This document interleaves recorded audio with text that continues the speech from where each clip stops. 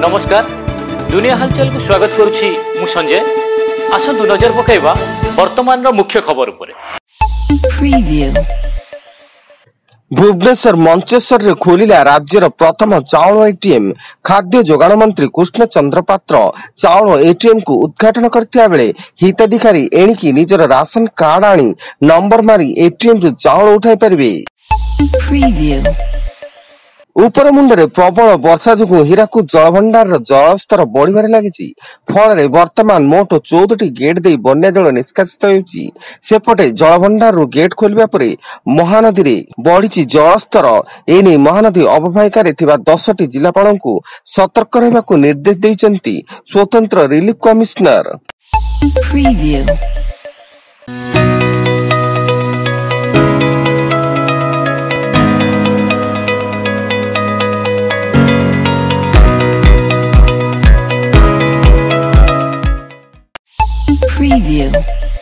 Puri town थाना अधीन राधा गोविंद गली जड़े युवक को किसी दुर्बृत्तों संघबद्ध आक्रमण।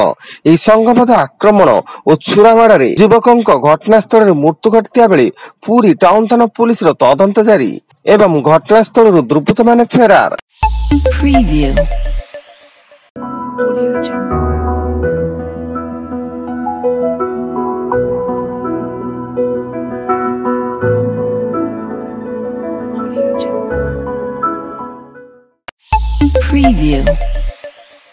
स्वाधीनता दिवस पालन उपलक्षे हर घर तिरंगा अभियान तृतीय संस्करण आज 15 तारिख पर्यंत पालन करा जाय बोली घोषणा करिसेंती केंद्र संस्कृति और पर्यटन मंत्री गजेंद्र सिंह शेखावत एवं कहिसेंती प्रत्येक भारतीय को जातीय पताका तिरंगा उत्तोलन पई उत्साहित करी नागरिक मानक मध्य थिबा देश प्रेम एवं जातीय गौरवर भावना जागृत करिबा एही पदक्षेपर लक्ष्य। सुंदरगढ़ जिला सीमावर्ती झारखंड सरना जंगल बालुआठारे माओवादी लैंडमाइन विस्फोरण।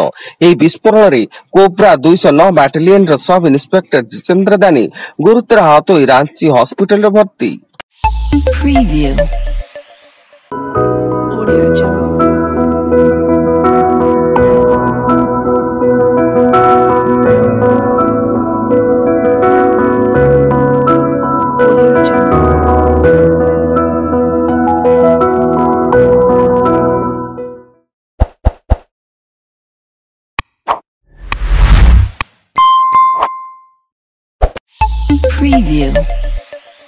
बालेश्वर जिला नीलगिरी जलेश्वर और गोपालपुर अबकारी विभाग जुणियाटारे मिलित चढ़ऊ बेले 110 केजी अधिक ओजन गंजेई जबत सह 2 बेपारी गिरफ एवं जार आनुमानिक मूल्य प्राय 3 लाख टंकार अधिक हेबो बोली सूचना।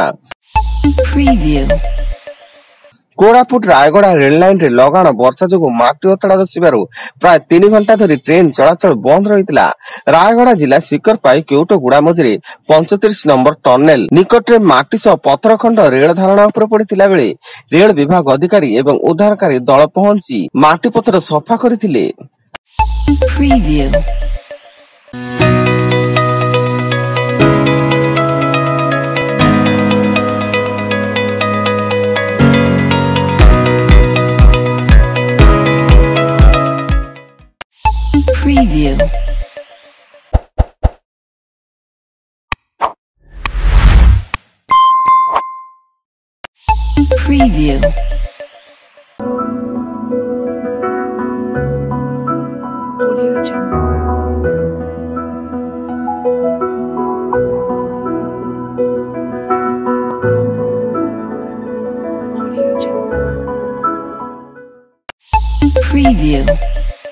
कंटाबाजी अंचल अजना गाड़ी धक्का जड़े परिवा व्यवसायी मृत्यु। घटनास्थल मृत्यु होता बेले क्षतिपूरण दाबी नहीं रास्ता टायर जाली रास्ता अवरोध करथिले मृतकों संपर्कीय एवं मृतक जनक बेलपड़ा थाना मुंडापला गाँव परिवा व्यवसायी जलंधर दीप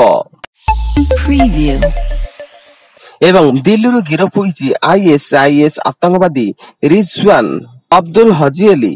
दिल्ली फरीदाबाद सीमारू दिल्ली पुलिस अस्त्र शस्त्र सह गिरफ करिछि एवं से 2023 मसीह पुणे पुलिस हेफाजत थिया बेले सेठारू खसी पळाइथिले।